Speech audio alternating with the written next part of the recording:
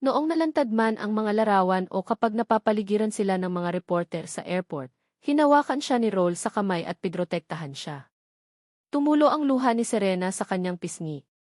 Hindi niya akalain na balang araw ay mapoprotektahan siya ng isang lalaking tulad nito. Siya ang nagtanggol sa kanya laban sa usok sa harap ng kanyang kalagayan. Huwag kang umiyak.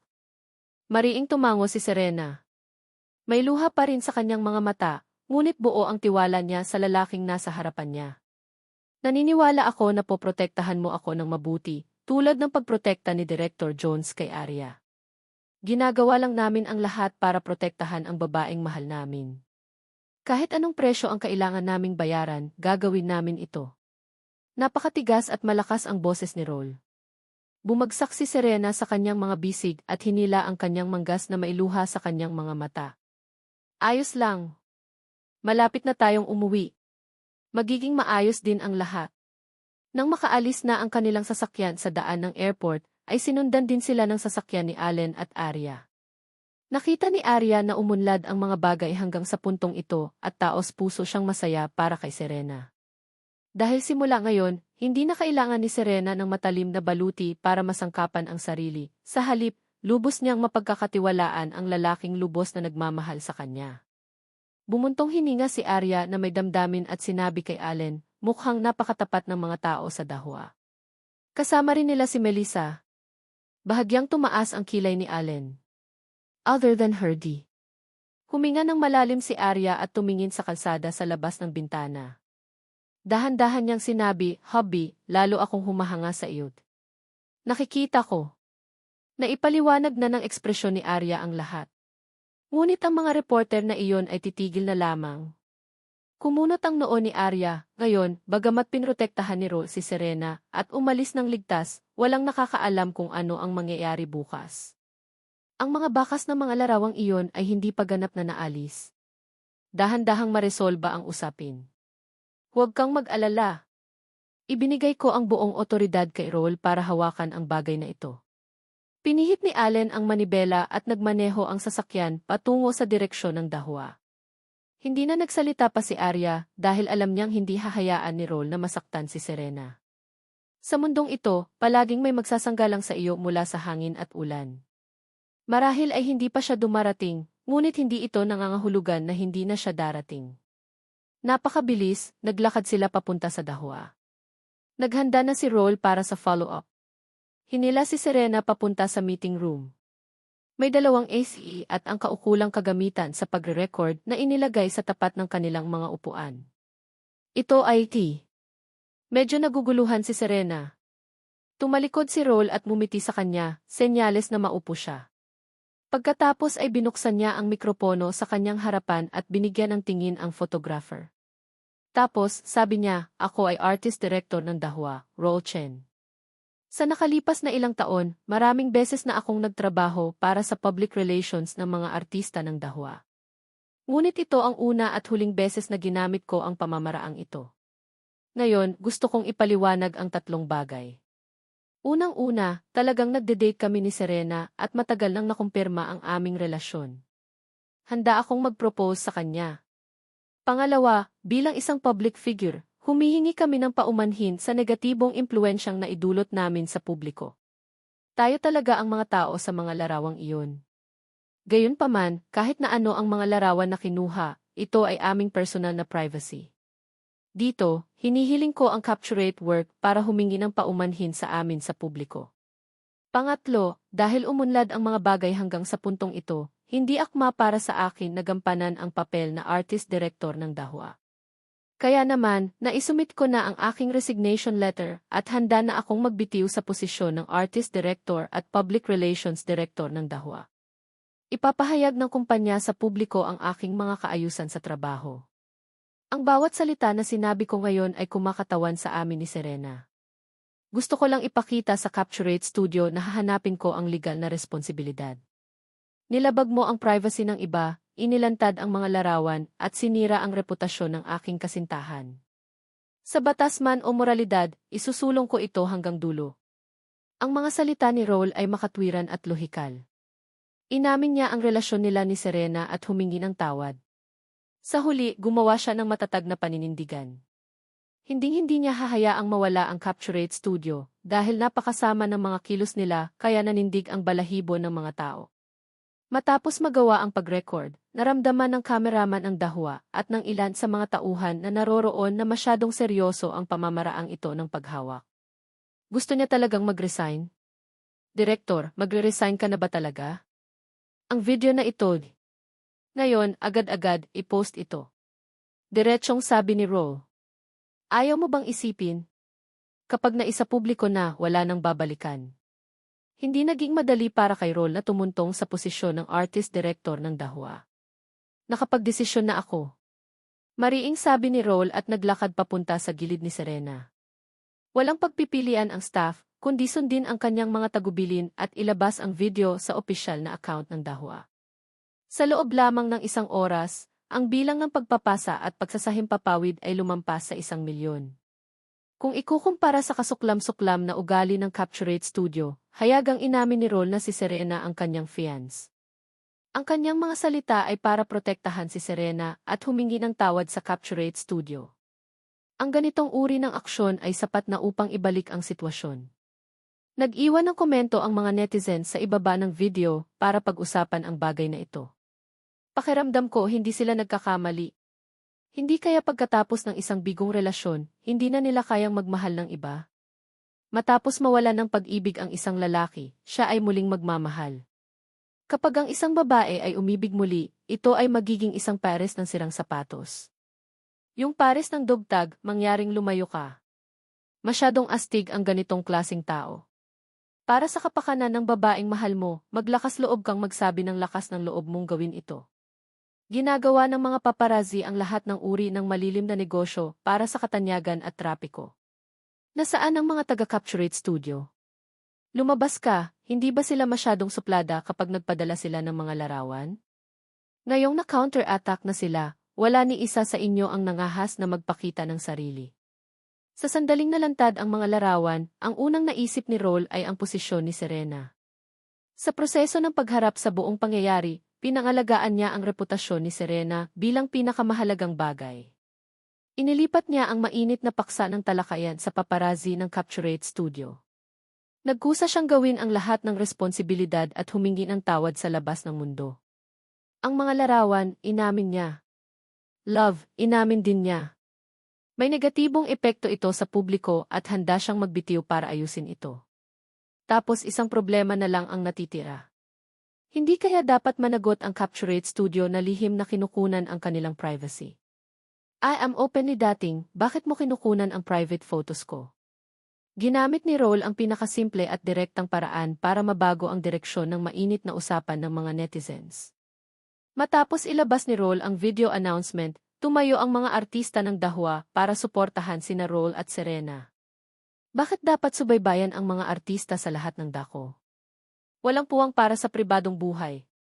Ang mga paparazzi na iyon ay nakagawa ng masasamang gawain para sa pera, anuman ang kanilang pananakit sa iba. Dapat silang tumigil. Hindi ba maraming mga artista sa industriya ng entertainment na pinipilit sa isang sulok ng paparazzi na sinasala ang kanilang privacy at dumaranas ng depresyon o kahit na umiinom ng droga upang magpakamatay? Para sumikat, kinunan ng litrato ng mga paparazzi ang lahat. Ang pananatili sa pintuan ng bahay ng artista araw-araw ay parang isang sumisilip na tom. Gusto namin ang mga artista, ngunit kailangan naming igalang ang kanilang personal na privacy. Kung hindi, ano ang pagkakaiba nila sa mga pervert? Maliban sa mga netizens na sumuporta sa kanila, marami pa ring ibang artista ang nag-stand out at nag-voice out. Tumayo sila sa united frontline ng anti-paparazzi team na may karaniwang galit ng mga netizens. May mga media outlet na nag-organisa ng mga artistang palihim na kinukunan ng mga paparazzi at nasaktan. Si Serena, na nalantad ng Capturate Studio, ay kabilang sa kanila. Hindi ma in love ang mga celebrity. Paano kung mayroon silang mga intimate action sa parking lot? Nasaktan si Serena sa isang lalaki, kaya hindi na niya kayang umibig sa ibang lalaki. Gusto mo bang habang buhay siyang malungkot bago kayo maging masaya? Saan ang trash workshop na iyon? Kailan sila hihingi ng tawad? I really hate paparazzi. Maraming magagaling na artista ang kinuha ng paparazzi dahil lihim silang kinukunan. May nakakaalam ba sa studio na ito? Magmadali at hukayin ito. I-boycott sila ng lahat. Nang may gumawa ng ganoong apela, itinulak ni Allen ang bangka at hiniling kay Martin na i-upload ang impormasyong mayroon sila sa internet. Nang maglaon, ang isa sa mga submersible account sa isang partikular na forum ay nag-claim na isang taong may alam tungkol sa sitwasyon. Nagpadala siya ng totoong impormasyon tungkol sa Capturate Studio at itinuro na ang punong editor ng Capturate Studio ay tinawag na Stanley Ward. Sa panahong ito, ang mga makapangyarihang netizens ay palaging nakakagawa ng mga bagong tuklas. Kasunod nito, maraming beses nang nagdiborsyo si Stanley at nagkaroon ng galit sa mga kababaihan. Pagkatapos niyang maging paparazzi, maraming beses na niyang hinabol ang mga babaeng bituin. Pervert.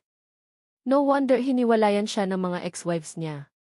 Ang ganitong uri ng tao ay may problema sa kanyang kaisipan. Paranoid siya. Ibinibilang ba ito bilang isang uri ng sakit sa pag-iisip? Maaari bang magkaroon ng anumang organisasyon upang arestuhin siya? Noong una, inilantad ng Capturate Studio ang relasyon ni Roll at Serena. Gusto nilang gamitin ang pagkakataong ito para gumawa ng pangalan sa studio, ngunit hindi nila inaasahan na tuluyang masira ang kanilang plano sa ganting atake ni Roll. Habang lalong tumitindi ang sitwasyon, naglabas ang opisyal ng dahuan ng liham ng appointment sa publiko. Ipinahiwatig nito na sa panahon na si Roll ay naging artist director ng dahua, ang kanyang namumukod tanging relasyon sa publiko at kakayahan sa negosyo ay nag-ambag ng malaki sa dahua. Sa makatuwid, pagkatapos ng pagboto ng lupon ng mga direktor, opisyal na hinirang si Roll bilang vice-presidente ng dahua. Dahil ang dahua ay isang kumpanyang nakatuon sa katangian at kakayahan ng mga empleyado nito, hindi nito mabubura ang halaga ng sinuman dahil lamang sa mga tsismis. Hindi lang ito ang sinabi ni Allen. Sa publiko ay kinilala ng mga nakatataas at mga direktor ng dahua na kailangan nila ng talento tulad ni Roll. Kaya, hindi lang nabigo ang pakana ni Stanley, naging tulong din ito sa promosyon ni Roll. Lihim din itong tumulong sa kanilang relasyon. Sa oras na ito, lumabas na si Serena mula sa manipis na ulap ng paglabas at pag-atake. Nakaupo siya sa bahay kasama si Noah na nanonood ng mga cartoons. Ngunit ang balita sa kanyang telepono ay nakakuha ng kanyang atensyon. Hindi napigilan ng mga mata ni Serena na maluha. Nang makita ni Noah na umiiyak ito ay agad itong nag-abot ng tissue at marahang pinulupot ang maliit na kamay sa balikat ni Serena. Tinapik niya ito ng mahina, "Huwag kang umiyak." Malumanay at matamis ang boses ng bata na nagpapainit sa puso ni Serena. Bigla siyang humiti at niyakap ng mahigpit si Noah. "Ikaw ay talagang isang mabuting sanggol para sa ama at ina." Bagamat hindi siya opisyal na nakatanggap ng sertipiko, nasanay na si Serena sa bagong tungkuling ito. Akala niya ay kakailanganin niya ng mahabang panahon para makawala sa kanyang emosyonal na sakit, ngunit mula nang kasama niya si Roll, nakatanggap siya ng maraming aliw mula rito. Si Roll ang nagbigay sa kanya ng lakas ng loob na harapin ang kanyang buhay sa hinaharap. Kahit anong mangyari, mahigpit niyang hahawakan ang kamay niya.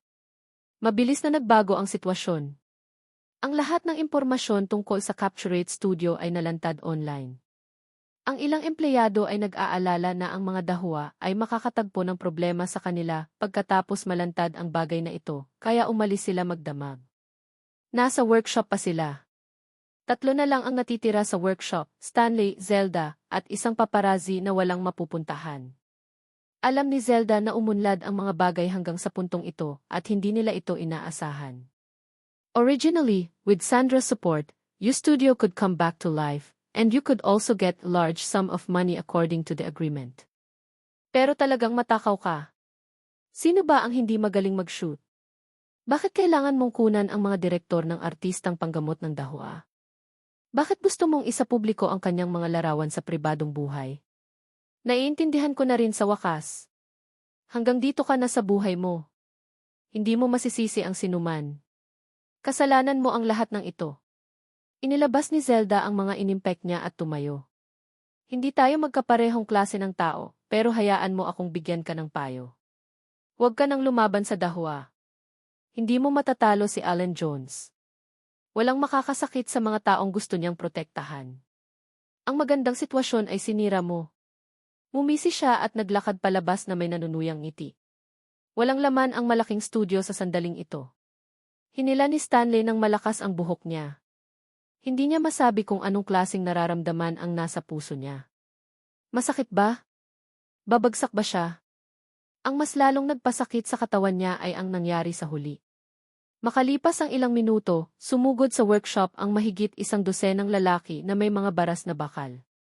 Itinaas nila ang kanilang mga bakal at sinuntok at sinipa si Stanley. Nang siya ay bugbugin hanggang sa hindi na siya makatayo, ang isa sa kanila ay dumura sa lupa.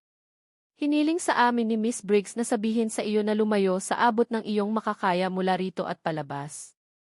Kapag nakita ka niya ulit, papatayin ka niya. 4 na buwan nang nabakante ang posisyon ng Vice-Presidente ng Dahua. Noong una ay gustong gamitin ni Cassandra ang pagkakataong ito para makapasok sa Dahua at gamitin ang shares ng kanyang ama para hawakan ang isang bahagi ng kapangyarihan, ngunit dahil kay Stanley lahat ng ito ay nawasak. Marami kasi siyang naiambag na kontribusyon si Roll sa kumpanya, plus very capable naman siya, kaya nang ilagay siya ni Allen sa isang mahalagang posisyon, mabilis na pumayag ang mga direktor. Kaya naman, naramdaman ni Cassandra na out-and-out idiot si Stanley. Sa mga sumunod na araw, si Stanley ay parang daga sa lansangan. Namuhay siya nang nagtatago sa dilim. Hindi siya nangahas na pumunta sa ospital, at hindi rin siya nangahas na pumunta sa anumang istasyon ng bus o pampublikong lugar tulad ng paliparan. Ang mga pampublikong salita ni Roll para kay Serena at ang malakas na saloobin ng mga Dahua ay nakaapekto sa mga reporter at paparazzi. Kaya naman, maliban sa mga tagahanga ng Dahua, kinailangan ding iwasan ni Cassandra, Stanley at Skylar ang mga pag-atake ng kanyang mga kasamahan. Kung hindi dahil sa kanya, ang ibang paparazzi ay hindi nahuhulog sa ilalim ng lambak ng biglaan. May mga nakilala rin si Stanley sa kalye at ipinost sa internet ang kanyang miserableng hitsura. Ito ang nararapat sa hamak na iyon. Tiningnan ni Luna ang mga litrato at sinulid at mumiti kay Arya. Sinulyapan sila ni Arya at mahinang nagsabi, sa pangalan namin ni Serena, padalhan siya ng pera. Bakit? Hindi naintindihan ni Luna ang sinabi ni Arya. Maliwanag, ang hamak na iyon ang gustong mamatay. Siya ay nagdulot ng labis na kaguluhan at naging dahilan upang sina Arya at Serena ay punahin ang labas ng mundo. Ngayong hindi siya natamaan, sapat na ang awa. Gusto pa nilang bigyan siya ng pera. Minsan, kapag nabigyan siya ng kawanggawa ng kanyang kaaway, mas lalo siyang nakaramdam ng sakit. Kung ikukumpara sa sakit ng katawan niya, mas masakit. Ang sakit sa puso niya ang pinaka hindi malilimutan. Ibinuhos ni Arya ang mga bulaklak na parang walang nangyari at sinabi sa magaang tono. Inisip ni Luna ang kanyang naramdaman nang siya ay binubuli hanggang sa siya ay lumuhod at nasampal. Naintindihan niya kaagad ang ibig sabihin ni Arya. Okay, gagawin ko agad. Napakabilis, may isang taong lihim na naglagay ng malinis na hanay ng mga damit sa sahig sa labas ng pinto ng Capturate Studio, pati na rin ang ilang gamot at ilang daang yuan. Nakabalot si Stanley ng isang basag na windbreaker. Nang makita niya ang mga bagay na ito, natigilan siya. May nakita rin siyang business card sa kanyang damit. May nag-abot talaga para tulungan siya kapag may problema siya. Matagal na nakaupo sa dilim si Stanley. Sa wakas, pagkaraan ng madaling araw, dinayal niya ang numero sa business card. Hello T. Ikinagagala kong matanggap ang iyong tawag. Kailangan namin ang mga taong tulad mo para maging aming cameraman at video recorder. Ayaw naming maging paparazzi ka. Paano naman? Pag-isipan mo. Puno ng kabutihang loob ang saloobin ng kabilang partido. Sa sandaling ito, binato pa niya ng sanga ng olibo si Stanley. Ito lang ang card niya. Gusto kong malaman kung sino ang humiling sa iyo na tulungan ako. Wala akong komento dito. Kahit sino pa, ang pinakamahalagang bagay para sa iyo ngayon ay ang mabuhay. Nang marinig ito ni Stanley, ang kanyang orihinal na malabong mga mata sa wakas ay nagpakita ng ilang espiritu. Okay, pumayag ako. Nasa business card ang address. Halika. Masayang ibinaba ni Luna ang telepono. Gustong-gusto niyang malaman kung gaano kakulay ang ekspresyon ni Stanley kapag nalaman niya ang totoo. Mahihimatay ba siya dahil hindi niya kaya ang suntok? Ngumiti lang si Arya at hindi umimik. Nagpatuloy siya sa paglalaro ng mga bulaklak at halaman sa bahay. Habang papalapit na ang katapusan ng taon, halos kumpleto na ang paglalakbay ni Arya. Kailangang hintayin ng follow-up na gawain si Mr. Jones upang ayusin. Nabalitaan ko na ikakasal na si Serena. Ngumiti si Luna at sinabing siya ay masayang-masaya ngayon. Naghahanda na sila para lumipad papuntang Australia. Ang kanilang kasal ay nag-imbita lamang ng ilang matalik na kaibigan mula sa mga artista ni Dahua. Ito ay napakasimple ngunit napakainit. Napakalma ng boses ni Arya ngunit may malalim na kahulugan. Isang seremonyas lang ang kasal. Ang pinakamahalaga ay ang dalawang taong sumali dito ay tunay na nagmamahalan. Sapat na iyon. Natanggap na ni Serena ang tapat na pagmamahal ni Roel. Kahit simpleng seremonya lang, sasabihin pa rin niya na payag ako. Sobrang cool talaga ang counterattack ni Roel this time. Pagdating ng panahon, dadalo ba kayo ni boss sa kasal nila? Naman. Gusto rin niyang maging isa si Stanley sa mga kameraman. Gusto niyang buksan niya ang kanyang mga mata at tingnang mabuti. Sa mundong ito, may true love pa ba? Matagal nang naging balita sa internet ang balitang lumaban si Roel laban sa paparazzi. Isa pa, wala nang kumukwestiyon sa relasyon nila ni Serena. Lahat sila ay nagtataglay ng isang uri ng pagpapala na sa loobin at naghintay para sa petsa ng kanilang kasal na malapit na. Formal nang nag-propose si Roel kay Serena sa bahay. Ang kanyang anak, si Noe, ang kanilang saksi. Narinig ang kanyang mga salita na puno ng pagmamahal, magpakasal tayo, na puno ng mainit na luha ni Serena ang kanyang mga mata. Niyakap niya ng mahigpit si Roel at pumayag. Isang matalik na kaibigan lang ang inimbitahan niya sa kasal. Si Arya iyon. Ganap na iginagalang ni Roel ang kanyang kagustuhan sa puntong ito. Hindi nagtagal, ginawa ang listahan ng bisita. Naroon din ang usapin ng kasal. Ang lahat ay napagdesisyonan nilang magkasama at pagkatapos ay may buong otoridad si Roel na isagawa ito. Itinakda ang kasal makalipas ang 1 linggo. Bagamat medyo nagmamadali ay parang ang sinabi ni Arya. Ito ay isang masayang seremonya, hindi isang palabas para sa sinuman. Todo sampal ang mga hindi masyadong nag-isip sa kanilang relasyon noon dahil sa balitang kasal nila dahil sa sobrang pagdudot ni Roel kay Serena. Kaya kahit may gustong manggulo sa kanila, wala silang mahanap na dahilan. Higit pa rito, ang mga tagahanga ni Serena ay kusang bumuo ng isang grupo ng suporta at nagpadala ng maraming mga thread upang pagpalain si Serena na makahanap ng tunay na pag-ibig. Sa kabilang banda, nagtakda sila ng venue ng kasal sa Australia para sa isang maliit na selebrasyon. Gayunpaman, inaabangan ng netizens ang mga larawan ng kanilang kasal dahil nasa listahan ng mga invited guest ang president ng Dahua, Allen at Arya. Nasa iisang frame sila. Anong klaseng masayang eksena iyon? Sa panahong ito, tinapos ni Arya ang iskedul ng promosyon para sa pelikula ni Clarissa. Nakuha din niya ang pag-endorso ng 2 internasyonal na tatak. Maaaring sabihin na ang kanyang karera ay pumasok sa isang medyo matatag na panahon ng promosyon. Sa oras na ito, natapos na rin ang shooting ng Team Memory Fragment, lalo na para sa babaeng lead na si Skylar. Ang kumpletong petsa ng paggawa ng pelikula ay pagkaraan ng ilang araw pagkatapos ng kasal ni Serena. Nang pribadong tanungin ni Arya si Derek Bieber tungkol sa pagganap ni Skylar, tiyak na tiyak ang sagot ni Bieber. Si Skylar ay isang napakahusay at namumukod tanging aktres na mahusay na gumanap. Ang kanyang pagganap ay hindi nagkakamali. Gayunpaman, kahit paano gumanap si Skylar, walang pakialam ang nasa likod niya. Dahil sa kabiguan ni Stanley, naghahanda na ang taong iyon para sa susunod na hakbang ng kanyang plano. Bakit hindi hayaang tamasahi ng mga taga-Dahua ang huling pagsasaya at bigyan sila ng isang nakamamatay na suntok pagkatapos dumalo sina Allen at Arya sa kasal ni Serena? 2 araw bago siya naging nobya, inimbitahan ni Serena si Arya na sabay na maghapunan. Huling gabing single siya. Gayunpaman, hindi mapakali ang 2 lalaki. Bagamat natapos na ang insidente ng paparazzi, walang nakatitiyak kung magpapatuloy ang pagsasabwatan ng mga taong iyon. Kaya naging selebrasyon nilang 4 ang hapunan ng magkapatid. Congratulations, bride-to-be! Itinaas ni Arya ang kanyang champagne glass at binasbasan si Serena ng nakangiti. Salamat ti!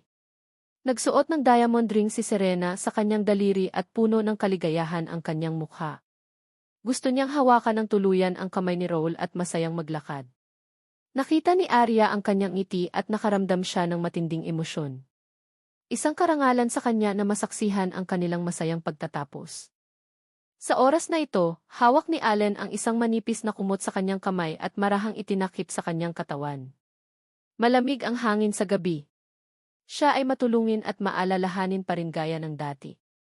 Yumakap si Arya sa kanyang yakap at natural na pumulupot ang kanyang kamay sa balikat ni Arya. Sa sandaling ito, biglang nagliwanag ang mga paputok sa labas ng bintana. Sabay ng ngiti ang ipinakita ng dalawang babae.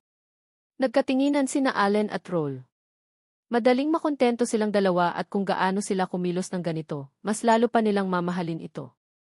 Sa ilalim ng mainit at magandang kalangitan, ang dalawang mag-asawa ay masayang nagyakap sa isa't isa. Hinawakan ni Allen ang kamay ni Arya at marahan itong hinalikan sa noo. Matamis na yumakap si Arya sa yakap ni Allen. Pakiramdam niya ay napagdesisyonan na ang lahat. Nang ikasal si Serena, magkakaroon ng tahanan ang kanilang pag-iibigan. Kaya lang ang kanyang kapalaran ay magpapasigla ng mga alon. Kinaumagahan, sumakay muna ng eroplano sina Roll at Serena papuntang Australia. Sina Arya at Allen ang sumunod na flight at dumating ng 8:00. Dahil pawang insider ang mga inimbitahang bisita, pinayagan ni Roll ang ilang media reporters na dumalo. Gayunpaman, tahasang hiniling ni Roll na iulat na lamang ng mga mamamahayag ang mga detalye ng kasal at sundin ang pagkakasunod-sunod ng venue ng kasal. Hindi nila kayang sirain ang kasal niya para lang magsulat ng balita. Siyempre, isa-isang pumayag ang mga reporter. Napakagandang pagkakataon na ang makapanayam sa kanya sa kasal. Sino ang manggugulo sa kanilang trabaho? Sunod-sunod na dumating ang mga reporter sa wedding venue ng Australia. Nagkaroon din ng isang organisasyon ng seremonya ng kasal na responsable para sa seremonya ng kasal. Responsable sila sa pagbibigay ng mga cameramen at makeup artist para sa kasal. Hiniling ni Arya kay Luna na ayusin ang trabahong ito para kay Stanley. Suot niya ang uniform nitong wedding ceremony organization. May hawak siyang kamera sa kamay. Nang matanggap niya ang mga kaayusan sa trabaho, siya ay lubos na napatulala. Ang kanyang trabaho ay barilin si Serena sa buong oras. At nakarating na siya sa wedding venue ng Australia's Castle at hindi na siya makaalis. Anong mali? Mabilis na pumunta doon at tumulong. Hinimok ng kinaukulan si Stanley. Ngi. Hinawakan ni Stanley ang kamera sa kanyang kamay. Natulala siya na hindi niya alam kung ano ang sasabihin. Napailing ang kinaukulan nang makita ang reaksyon ni Stanley. Kahit anong sama ng loob mo sa nakaraan, ito ang araw ng kasal. Kahit na ano, dapat mong ibaba ito, tama? Higit pa rito. Nangako si Serena na hahayaan kang mag-film sa ilalim ng mga ganitong sitwasyon. Sinabi niya sa iyo na huwag magtago at maaari kang magkaroon ng isang normal na trabaho. Hindi ba ito ang pinakamahusay na pagpipilian para sa iyo? Biglang natahimik si Stanley. Naisip niya silang dalawa at nagtanong, darating din ba sina Arya at Allen? Naman. Si Arya ang matalik na kaibigan ni Serena. Naintindihan naman ni Stanley. Bakit may tutulong sa kanya kung nasa desperado siyang sitwasyon? Ang sakit sa puso niya ay lumakas. Si Arya ang tumulong sa kanya. Si Allen iyon. Napabuntong hininga ang kinaukulan at tinapik ang balikat niya. Noong hinahamak at pinapagalitan ka ng lahat, sina Arya at Serena ang humila sa iyo. Wala silang pakialam sa mga nakaraang sama ng loob at hinanap ka sa trabahong ito para maging maayos kang tao. Noon, palihim mong kinukunan ang kanilang privacy at ginawa mong hindi maintindihan ang lahat. Ngayong lumabas na ang katotohanan, gusto mo pa bang patuloy na magkamali? Bagaman maraming hindi sinasabing mga alituntunin sa industriya ng entertainment at maraming mga artista na ang buhay ay hindi kasing liwanag at maganda sa hitsura nila, tiyak na hindi kasama sa mga artistang iyon sina Arya at Serena. Parang malalakas na sampal ang sinabi ng kinaukulan na ikinababa ng ulo ni Stanley sa hiya. Gusto niya talagang humanap ng butas na mapagtataguan. Ano ang ginawa niya sa nakaraan? Kung ayaw mong magpatuloy sa pagtatrabaho, maaari mong piliin na umalis. Pangalan lang ni Arya ang nasa isip ni Stanley sa mga sandaling ito. Napakalakas talaga ng babaeng iyon. Binigyan niya siya ng isang pagpipilian na hindi niya maaaring tanggihan. Isang masamang babae. Sa oras na ito, sa wakas ay nagising na siya. Sa ngayon kay Arya, tanging paghanga ang nasa puso niya. Sa mundong ito, napaka-normal para kay Allen na mahulog ang loob sa kanya. Kaya naman, muling kinuha ni Stanley ang kamera at mariing sinabi sa kinaukulan, kukuha ako ng magandang larawan ng nobya. Tama na yan. Pumunta ka doon at kilalanin ang lahat. Masasabing maayos na ang usapin ni Stanley, ngunit hindi tumigil ang taong nagbayad sa kanya ng malaking halaga sa likuran niya, ang taong gustong agawin ang dahwa. Ang season na ito ang pinakamagandang season sa Australia sa isang taon. Nakatayo sa harap ng kastilyo kung saan gaganapin ang kasal, maririnig ang tunog ng mga alon sa ilalim ng bangin at nakikita ang mabituing kalangitan pagkatapos ng gabi. Pinili niya ang lugar na ito upang magpakasal, na sapat na upang sabihin na ang lalaking ikakasal ay isang napakaromantikong tao. Lahat ng media reporters na pinayagang pumasok sa venue ay pumirma ng isang confidentiality agreement. Dahil gusto nila ng eksklusibong balita, kailangan nilang sundin ang mga alituntuning itinakda ni Roll. Sumikat ang araw sa malawak at sinaunang kastilyo. May mga asul na bangko sa damuhan na pinaghahambing sa asul na langit at dagat. Ang gitna ng venue ay napuno ng mga rose petals at hot air balloon na maaaring lumipad anumang oras. Tumunog ang malamyos na martsa ng kasal. Si Roll ay nakasuot ng itim na suit na akmang-akma. Ang mga pulang rosas ay nakaipit sa kanyang dibdib. Si Serena ay may hawak na bulaklak sa kanyang mga kamay. Nakasuot siya ng asul na damit at hinawakan ang braso ni Roll. Sobrang kompatible nila. Nang batiin ni na Roll at Serena ang mga bisita ay hindi pa nakapasok sa venue sina Arya at Allen. Wala pa si Director Jones. Bakit hindi natin maglaro ng katotohanan at pakikipagsapalaran at hayaan ang nobyo na magsalita tungkol sa proseso ng kanilang pag-ibigan? May sumigaw, tapos maraming tao ang sumunod at sumipol. Nahiyang humiti si Serena at nagtago sa mga bisig ni Roll. Nakita ito ni Roll at mumiti at sinabing, "Itod. May asawa ka na at wala ka pang lakas ng loob na sabihin. Don't tell me natatakot kang may umagaw sa kanya." Napapaligiran ng lahat si Roll kaya hindi na siya nakapagpigil. Buti naman alam namin ang mga bagay namin. Hindi naman kailangang isa publiko, di ba? Pulang-pula na ang mukha ni Serena. Alam niyang hindi sila basta-basta papakawalan ng lahat, kaya't bukas palad niyang hinawakan ang kamay ni Roll. Dahil marami ang gustong malaman ng lahat, sabihin mo lang. Haha, pumayag na ang nobya. Maaari mong sabihin ito ng buong tapang. Sige, kinuha ni Roll ang mikropono mula sa host at huminga ng malalim, matagal ko nang pinapansin ang aking nobya na si Serena. Nung mga oras na yun, kakapasok ko lang sa dahwa. Sa aking impresyon, siya ay isang mainit at mapangahas na babae. Siya ay napaka-bold. Gayunpaman, hindi ako nagkusa na ituloy siya. Lumapit ako sa kanya at hindi ko namalayan ang nararamdaman ko para sa kanya. Hanggang sa masaktan siya at ipikit ang sarili, ayaw makipagkita kahit kanino. Sa oras na iyon, nalaman ko na ako. Sobrang kinakabahan sa kanya.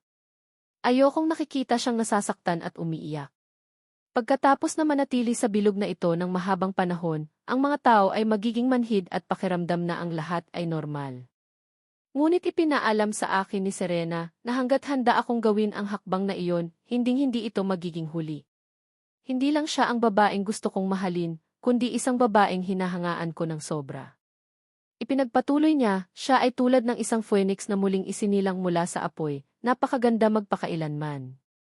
Kahit nasaan ako, basta naiisip ko siya, I will always have the motivation to persevere. Kaya, gusto ko siyang pakasalan, gusto ko siyang alagaan habang buhay. Halatang gustong pagtawanan ng lahat ang mag-asawa, ngunit nang marinig nila ang madamdaming pag-amin ni Roll ay nabasa ang mga mata ng maraming tao. Dahil lahat sila ay tao sa bilog, ramdam nilang lahat kung gaano pambihira itong pakiramdam na binanggit ni Roll. May ilang emosyonal din na female stars na palihim na nagpunas ng luha sa ilalim ng stage. Tanging ang mga artista lamang ang nakakaalam na kailangan nilang itago ang kanilang tunay na kalungkutan. Si Serena na nagtatago sa mga bisig ni Roll ay hindi napigilang umiyak. Tumayo si Stanley sa gitna ng staff na nakasuot ng itim na cap. Matapos pakinggan ang sinabi ni Roll, ibinaba niya ang labi ng kanyang sombrero. Gulong-gulo ang kanyang puso at hindi mapakali ng mahabang panahon. Magaling sinabi. Nais ko kayong lahat ng kaligayahan sa natitirang bahagi ng iyong buhay. Kusang tumayo ang lahat at pinalakpakan ang mga baguhan. May napansin na magkahawak kamay sina Allen at Arya habang naglalakad. Nandito na si Boss at si Arya. Dahan-dahang pumasok si Allen gamit ang kanyang matangkad at tuwid na katawan. Mukha siyang emperador. Si Arya na nakahawak sa braso niya ay nakasuot ng maikling silver white dress. Kasabay ng kanyang itim na buhok, para siyang celestial being. Gustong puntahan ni Allen at batiin muna si Roll, ngunit nang makita niya ang kalagayan at posisyon nila ngayon ay kumunot ang noo niya at dinala si Arya sa guest seat. Director Jones, sabi ni Roll, siya ang pinakagwapong lalaki sa dahwa. May sadyang nagbiro. Magkasamang umupo sina Allen at Arya at mahinahong sinabi, sa mata ni Serena, siya ay palaging magiging, ngunit sa mata ng ibang tao, maaaring hindi siya. Haha. Nagpalakpakan ang lahat at nagpuri. Ang mga taga-dahwa pala ay sobrang nakakatawa at nakakatawa. Sa sagot ni Allen, hindi mahirap sabihin na maganda ang mood niya ngayon. Ngunit ngayon, tanging si Director Jones na lang ang natitira sa itaas na antas ng dahwa, tama ba? Director Jones, saan ang venue ng kasal niyo ni Arya? Bakit hindi rin natin hawakan dito? Gusto pa naming bumalik. Sa gayong masayang araw lamang naglakas loob ang mga artista na makipagbiruan kay Allen. Lumingon si Allen para tingnan si Arya, pero umiti lang si Arya at umiwas ng tingin. Kaya nasabi na lang ni Allen, sa susunod hihilingin ko sa iyo na pumirma sa isang ad para sa tatak ng Australia, para makapunta ka. Director Jones T. Nagtawanan na naman ang lahat. Ang kapaligiran ay unti-unting itinulak sa kasukdulan. Hawak-hawak ni Stanley ang kamera at nagre-record ng masaya at maayos na eksena. Napatingin siya sa ngiti ni Arya sa screen at bigla niyang napagtanto na masyado siyang mali sa nakaraan. Enes, Arya, malamig ba ang mukha ni Director Jones sa bahay? May naglakas loob na magtanong ng diretsyo. Napalingon ito kay Allen para tignan. Gusto niyang makita kung ano ang nangyayari. Tandaan ang mga magigiting na artista. Tumagilid ang ulo ni Arya nang tanungin siya.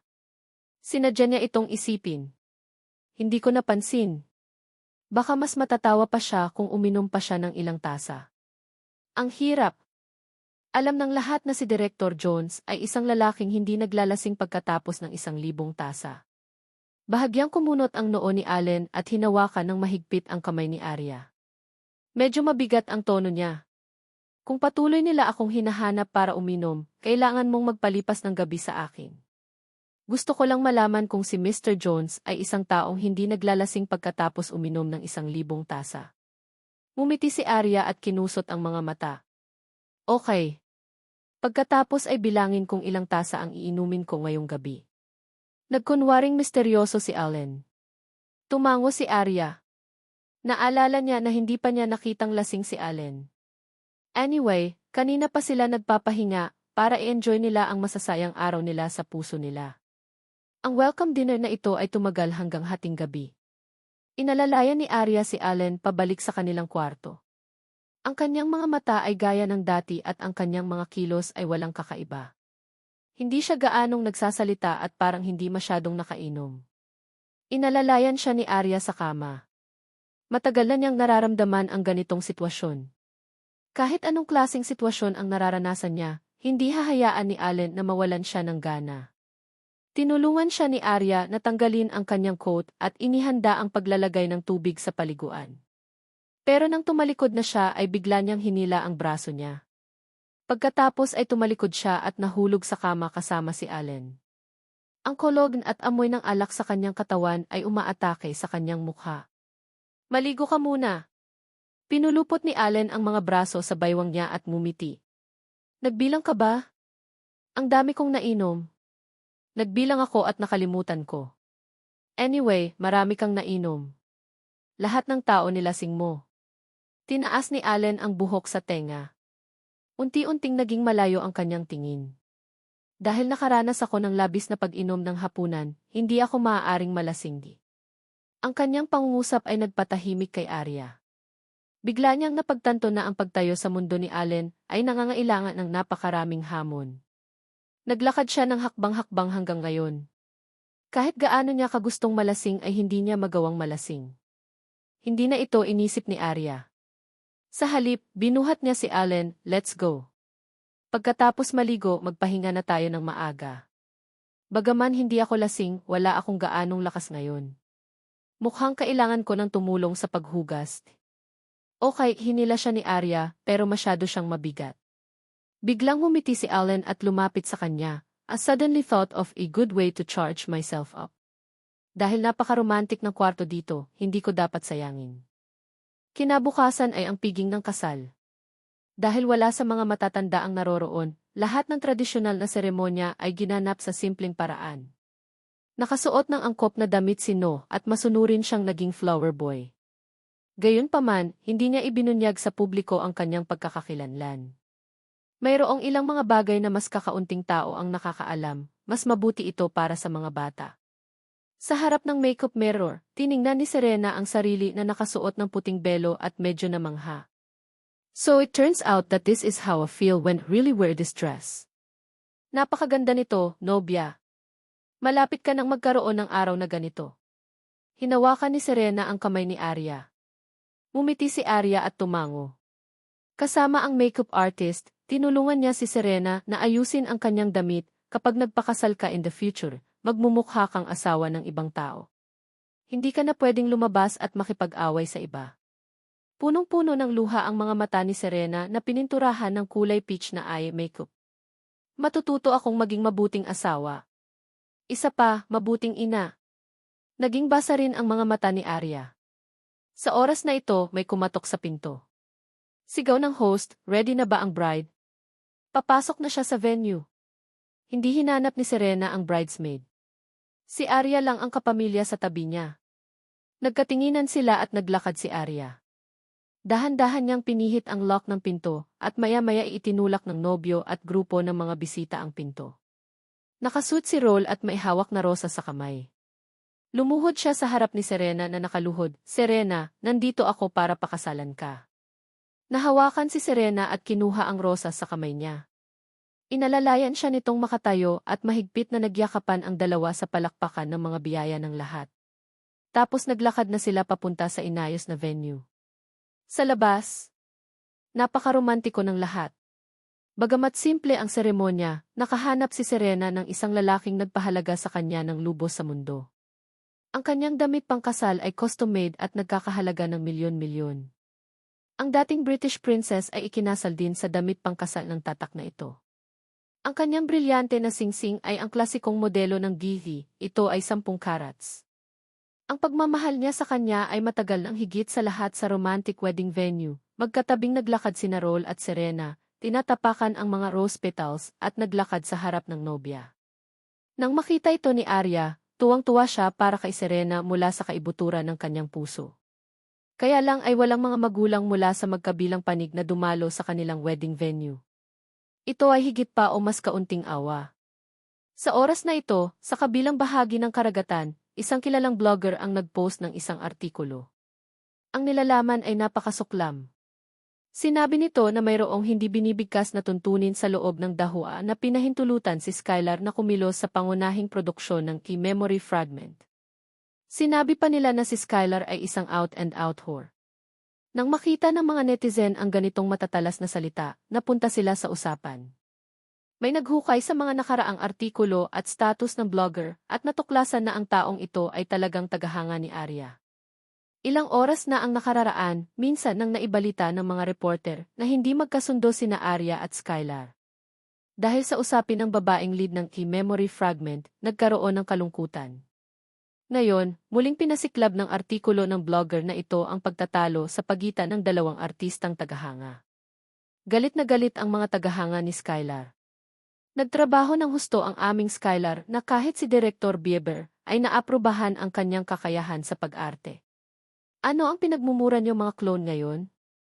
Mga fans na naman ni Arya. Bakit ang gulo nitong si Arya? Sa tingin mo kaya mo gawin ang lahat ng gusto mo sa entertainment industry dahil lang malapit ka kay Director Jones? Napakawalang hiya. Wala bang ibang tao sa dahwa? Sinimulan ding imbestigahan ng fans group ni Arya ang pagkakakilanlan ng blogger. Nang mapagtanto niyang ninakaw ang kanyang account, agad itong nilinaw sa publiko ng mga tagahanga ni Arya, ngunit hindi ito binili ng mga tagahanga ni Skylar. Ang isang panig ay nagpumilit na makakuha ng paliwanag at sa huli, ito ay talagang nabuo sa isang tunay na labanan. Pagkatapos ay napakabilis, kumalat ang balita ng mga tagahanga ni Skylar na naospital. Walang makapagsasabi kung totoo o mali ang mga bagay na ito, ngunit kung hahayaan nilang magpatuloy ang sitwasyon, kung gayon ang masasaktan ay ang artistang gusto nila. Noon pa man ay napakadaling ma-blacklist si Arya, kaya nang matanggap ni Martin ang balita, agad niyang hiniling sa Public Relations Department na alagaan ito at subukang kontrolin ang sitwasyon. Pagkatapos, agad niyang dinyal ang number ni Allen para mag-report. President, si Skylar ay nagdudulot ng gulo. Sabi ni Martin, ngayon lang may balita mula sa production crew na aalis si Skylar at tumanggi siyang makipagkita sa production crew. Ngayon si Skylar ay mayroon lamang isang ikalimang bahagi ng eksenang natitira. Kung aalis siya ngayon, ito ay katumbas ng pagpapaalis ng buong crew. Agad na napagtanto ni Allen ang kaseryosohan ng bagay na iyon. Nang makita niya ang link ng balita na ipinadala sa kanya ni Martin, nagdilim ang malamig niyang mga mata. Lalabas ako para tumawag sa telepono. Tinapik niya ang kamay ni Arya at hiniling na ipagpatuloy niya ang panonood ng seremonya. Nakita ni Stanley na kumukuha ng pelikula si Allen na umalis mag-isa. Makalipas ang ilang minuto, tumayo na rin si Arya at hinabol siya. Allen, ano yun? Hindi mali ang pakiramdam ni Arya. Dapat may nangyari sa kumpanya. Ako na ang bahala. Pwede ka munang pumunta sa kasal. Umiling si Arya. Inilabas niya ang kanyang telepono at nakita ang mainit na balita. Sure enough, gusto pa rin ni Skylar na huminto sa pag-arte. Paano ang pelikula? Paano niya makikita ang pagkawasak ng pangarap ni Allen? Idiot, dapat mong isaalang-alang ang iyong sariling sitwasyon. Hinawakan ni Allen ang kamay niya sa sakit. Binigyan namin siya ng pagkakataon. Allen, babalik ako sa iyo.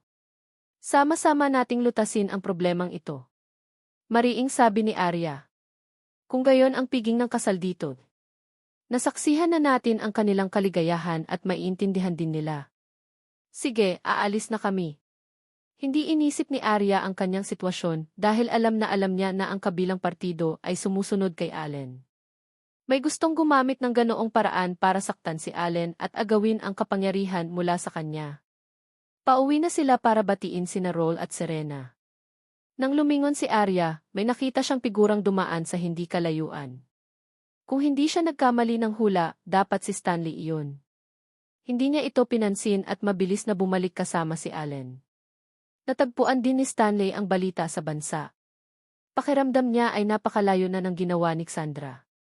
Kung ikukumpara sa kanyang mga naunang aksyon na gumamit ng mga larawan para pagbabantaan si Arya, ang hakbang ni Cassandra ay upang pilitin si Dahua sa isang dead end. Sa pamamagitan ng Arya bilang breakthrough point, si Allen ay ibinukod ng mga direktor ng Dahua. Nabugbog si Skylar dahil sa mga fans ni Arya. Iyon ang dahilan kung bakit siya tumigil sa pag-arte. Nais niyang magbigay ng tugon ang Dahua. Gusto niyang humingi ng tawad si Arya. Makatwiran ang mga kilos ni Skylar. Matapos makita ni Stanley ang balita, pakiramdam niya ay nabaliw na si Cassandra. Siya ay katulad niya sa nakaraan. Siya ay naging ganap na baliw. Naglagay siya ng ganoong bitag upang agawin ang kapangyarihan. May kailangan siyang gawin, kaya nag-iwan siya ng note para ipasa ng staff kay Arya. Pagkatapos noon ay dali-dali siyang nagpalit ng damit at nagmamadaling pumunta sa airport. Napakabilis, bago umalis si Arya, nakuha niya ang kapirasong papel mula sa staff. Ang nilalaman ay simple at malinaw. Ang utak ay si Cassandra Briggs. Ipinakita ni Arya ang note kay Allen. Sa oras na ito, narinig din niya sa staff na umalis na si Stanley. Mayroon siyang paraan upang makakuha ng impormasyon bilang isang paparazzi. Sa pagkakataong ito, hindi niya gustong saktan si Arya, ngunit nais niyang tulungan itong patunayan ang kanyang kawalang kasalanan.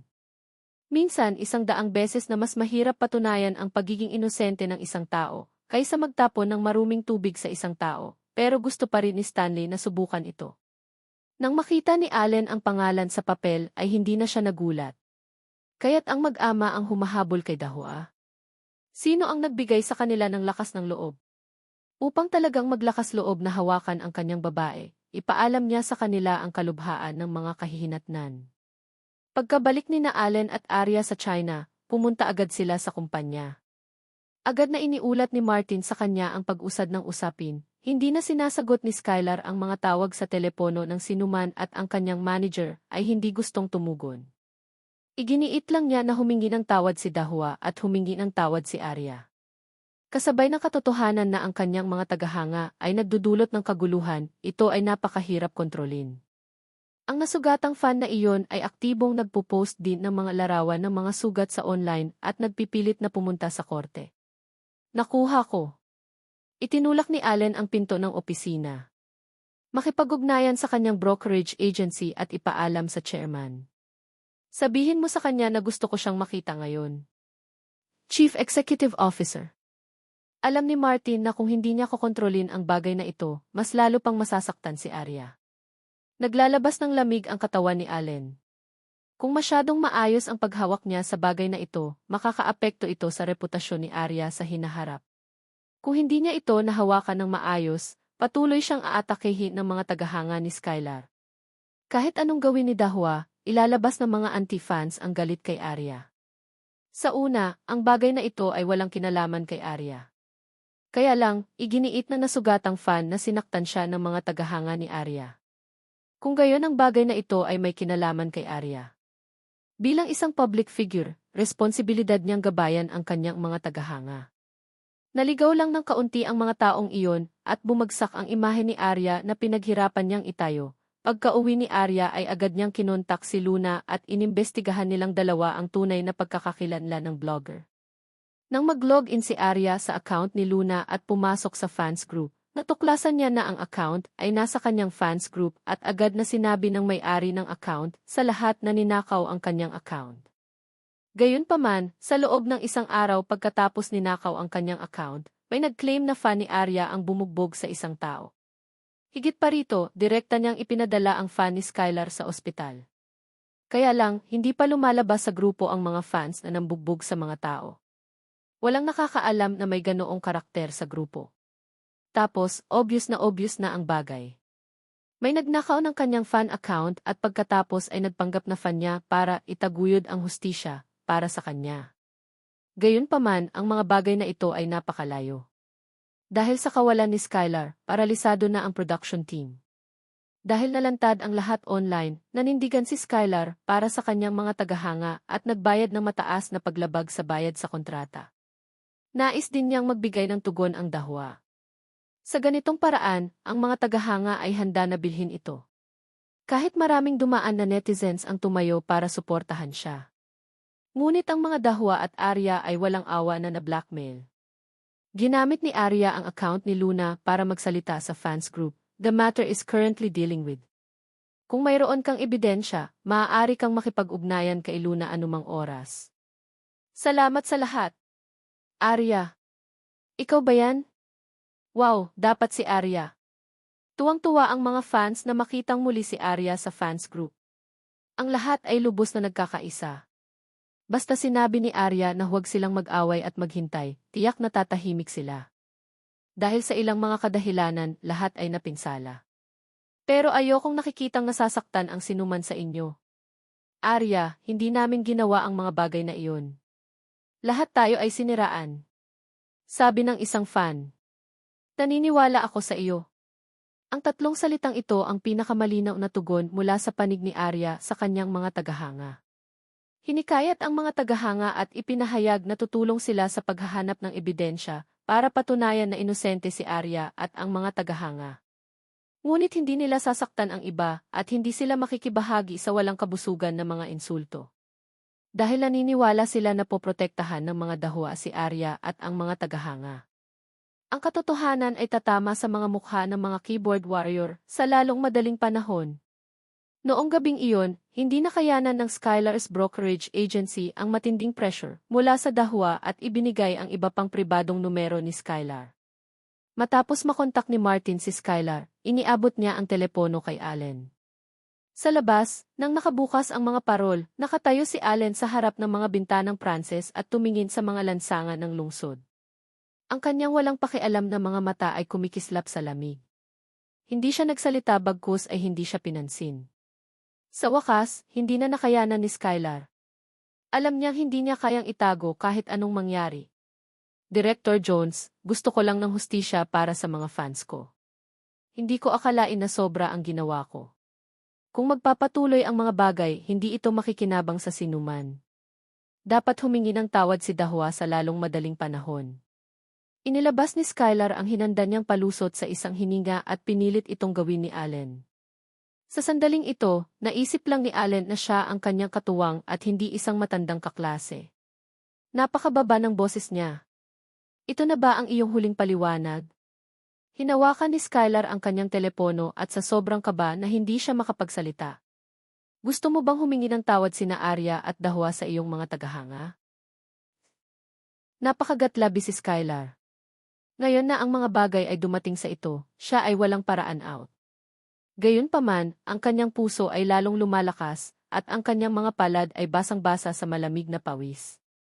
Hindi niya inaasahan na ganoon na lang ang kaba niya kapag nakikipag-ayos siya kay Allen. Higit pa rito, siya ay labis na nag-aalala at natakot pa nga. Hindi niya inaasahan na ganoon kabilis ang galaw ni Allen. Hindi niya alam kung ano ang binabalak nitong gawin. Ang ganitong uri ng hindi kilalang nakakaramdam siya ng takot. Kung hindi ka kumilos sa simula, hindi magiging mahirap na tapusin ito. Maaari kong tahimik na ilipat si Arya sa babaeng lead, ngunit ngayon hinarangan mo ang sarili mong landas ng pag-urong. Ano? Hindi ako gumagawa ng panawagang ito para makipagkompromiso. Skylar, dapat alam mo ang estilo ko sa paggawa. Sa bilog na ito, maliban sa pagiging magkaibigan, maaari lang akong maging kalaban. Ipapaalam ko sa iyo kung gaano kabigat ang presyo ng pagpukaw sa mga Dahua. Pagkasabi noon ay ibinaba na ni Allen ang telepono. Nagbigay siya ng sapat na oras. This time, nag-aalala na si Skylar. Nagalit talaga siya kay Allen. Ano ang dapat niyang gawin? Noong tinatakot siya ni Sandra, hindi niya akalain na mapupunta siya sa ganoong sitwasyon ngayon. Sabik niyang idinyal ang numero ni Sandra, ngunit malamig nang umiti ang kabilang partido. Sa araw na ipinangako mo sa akin, dapat handa kang lumaban. Kahit napuntahan mo si Allen para humingi ng tawad ngayon, hindi kanya pababayaan. Patuloy na nag-overtime si Allen sa opisina para harapin ang usaping ito. Hanggang alas 11 ng gabi, maliwanag ang buong sahig. Ang Public Relations Department at ang mga kawani ng Secretariat ay nag-overtime din upang ihinto ang pag-unlad ng sitwasyon. Matapos mabalitaan ni Raul at Serena ang sitwasyon sa bansa, agad silang lumipad pabalik. Kahit kakasal pa lang nila, naalala pa rin nila ang kumpanya at gusto nilang bumalik para tumulong. Sure enough, pagbalik nila sa company, nakita nila si Allen na nakaupo sa office niya. Bakit ka bumalik? Malamig na tanong ni Allen nang makitang pumasok sa opisina si Raul. Gumiti si Raul ng alanganin at napakamot sa ulo. Si Allen ay mukhang kalmado at nakolekta sa sandaling ito. Hindi siya mukhang nakulong sa sitwasyon. Akala ko nagmamadali ka kaya bumalik ako. Ngayon, parang nag-aalala ako ng sobra. Talagang nagmamadali ako. Kinuha ni Allen ang topic. Tumingala si Raul at nakita ang determinasyon sa mga mata ni Allen. Bigla niyang napagtanto na sinasadya ni Allen ang mga bagay-bagay. Mukhang nagmamadali si Allen at hindi maalis ang mga ito. Sa ganitong paraan, ibibigay ng mga makasariling tao ang kanilang sarili. Ito ay isang magandang pagkakataon upang linisin ang kalat. Bukod dito, ang kabilang partido ang nagkusa na ihatid ang sarili sa kanyang pintuan. Siyempre, kailangan niyang tanggapin ang pabor na ito. Ano ang dapat nating gawin ngayon? Kailangan nating magbayad hanggat maaari nating makuha. Sagot ni Allen sa tanong niya. Hinintay ng netizens na humingi ng paumanhin at managot ang mga Dahua at Arya, ngunit hindi nila ito pinansin. Ano ang dapat panagutin ng Dahua para sa mga kusang pagkilos sa pagitan ng mga tagahanga? Kahit na lumapit si Arya para linawin, ano ang masasabi nila? Hindi lumabas si Arya pero pinatunayan niyang walang kinalaman ang bagay na ito sa kanyang mga tagahanga. Wala itong kinalaman sa kanya. Kung sabik siyang tumayo, Ito ay magpapatunay na sila ni Skylar ay hindi magkasundo at sadyang utusan ang kanyang mga tagahanga na salakayin ang mga tagahanga ni Skylar. Sa makatuwid, ang opisyal na paliwanag na ibinigay ng Public Relations Department ng Dahua mayroon lamang isang pangungusap. Sa kasalukuyan, ang Dahua ay tumawag ng pulisya at makikipagtulungan sa investigasyon ng pulisya upang ayusin ito ayon sa legal na pamamaraan. Ang ganitong paliwanag ay hindi makapagpalubag sa mga tagahanga ni Skylar. Nadama nila na ang bagay ay napakalinaw na. Ginagawa ito ng mga Dahua para iwasan ang responsibilidad. Pero, ang paliwanag ng Dahua ay napakamakatwiran. Bagamat nasugatan ang mga tagahanga ni Skylar, ang mga tagahanga ni Arya ay wala rin sa magandang sitwasyon. Dahil ang parehong partido ay may isang tiyak na halaga ng responsibilidad, ang pagtawag sa pulisya ay ang pinakamahusay na solusyon. Ano man ang pagdududa sa labas ng mundo tungkol sa paraan ng paghawak sa Dahua, ang usapin ay naibigay na sa pulisya. Kung mayroon pang mga kritisismo, maaari nilang gamitin ang mga legal na paraan upang lumaban. Pagkatapos harapin ito tulad nito, ang Dahua ay magkakaroon ng inisyatiba. Sa lahat ng oras na ito, si Allen ay palaging isang napakabilis at mapagpasyang tao sa mga mata ng mga direktor ng Dahua. Pero sa pagkakataong ito, masyado siyang indecisive. Hindi kaya totoo ang sinabi ng media?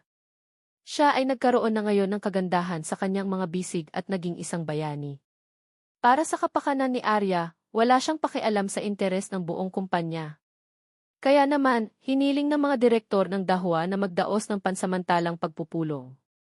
Sa orihinal, ang antas ng kaguluhan na ito ay hindi umabot sa yugto kung saan kailangan ang isang emergency na pagpupulong upang harapin ito. Sa kakayahan ng Public Relations Department ng Dahua, ganap nilang kayang harapin ito. Gayunpaman, sinisikap ni Cassandra at ng kanyang ama na maghasik ng hindi pagkakasundo sa pagitan ng Board of Directors at Allen. Bilang karagdagan, mula nang pumirma sila sa kontrata ni Arya, gumawa si Allen ng maraming eksepsyon para sa kanya. Iyon ang dahilan kung bakit nagkaroon ng maraming pagdududa at kawalang kasiyahan ang mga direktor kay Allen. Nag-aalala sila na masisira niya ang kinabukasan ni Dahua para sa isang babae. Bago lumabas si Allen, nakita niya ang pag-aalala ni Arya. Ibang-iba ito sa dati niyang confident na ekspresyon. Nanatili itong nakatingin sa kanya na may pag-aalinlangan. Nag-aalala ka ba? Dahan-dahang pinulupot ni Allen ang braso sa baywang niya at nagtanong sa mahinang boses. Ang mga direktor, Batsy. Maaaring ayusin ng iyong asawa ang bagay na ito. Seryosong paliwanag ni Allen kay Arya, I'm just enjoying the process of this game. At siya ang palaging magiging final winner. Si Arya ay lubos na naniwala dito. Alam niyang hindi maarok ang kakayahan ni Allen. Ngunit naalala ko na sinabi mo na kapag may nang-aapi sa akin, tatayo ka para sa akin. Siyempre naman. Tumingala si Arya mula sa kanyang yakap, I can always. Tiningnan siya ni Allen na maihalong sakit sa puso at marahang hinalikan ang kanyang labi. Maghintay ka pa ng ilang araw. Ihahanda ko ang lahat. Hindi na kailangan ng mag-asawa ng karagdagang paliwanag. Isang tingin lang ang kailangan nila para maintindihan ang iniisip ng isa't isa. Ang tiwala sa pagitan nila ay palaging kasing tibay ng pader. Makikipagtulungan si Arya sa kanyang counterattack anumang oras. Naka-communicate na kami sa fans. Ang lahat ay tumutulong sa paghahanap ng ebidensya at ginagamit din ang fragment time para tumulong sa charity. Ikaw ay isang magandang huwaran para sa mga pampublikong figura. Ngumiti si Arya at hinila ang kamay mula sa pagkakayakap nito, bilisan mo. Malapit na ang oras. Pareho silang mapang-uyam. Dahil ang kabilang partido ang unang nagsimula, kailangan nilang paghandaan ito. Dumating pa ang magandang palabas. Makalipas ang kalahating oras, sa meeting room ng Dahua. Bago dumating si Allen, ang mga direktor ay patuloy na nag-uusap tungkol sa kamakailang away sa pagitan ng mga tagahanga na nagpapahayag ng kanilang matinding pagkondena at kawalang kasiyahan. Mula nang itatag ang kumpanya, hindi pa nagkaroon ng ganoong president. Ang ginawa ni Director Jones sa pagkakataong ito ay talagang sobra-sobra. Kahit na siya ay nagtatrabaho bilang manager ni Arya, hindi niya maaaring baliwalain ang imahe ng kumpanya. Sa oras na ito, dapat niyang hayaan si Arya na magpaliwanag at huwag hayaang sisihin si Dahua. Nawala sa isip ko si Derek Jones. Babae lang ni. Anong silbi? Nakaupo lang kami dito sa pagmamadali. Hindi pa rin alam ni Director Jones kung anong klaseng unan na hangin ang tinutulugan ng babaeng iyon. Hindi pa niya ito hinarap. Sa tingin ko siya ang reincarnation ng isang vixen. Sa pagkakataong ito, umubo ang ama ni Sandra na si Mr. Biggs at naglabas ng isang dokumento. I guess I don't have any opinions about Arya. Tiningnan ko lang ang ilang kamakailang impormasyon at data.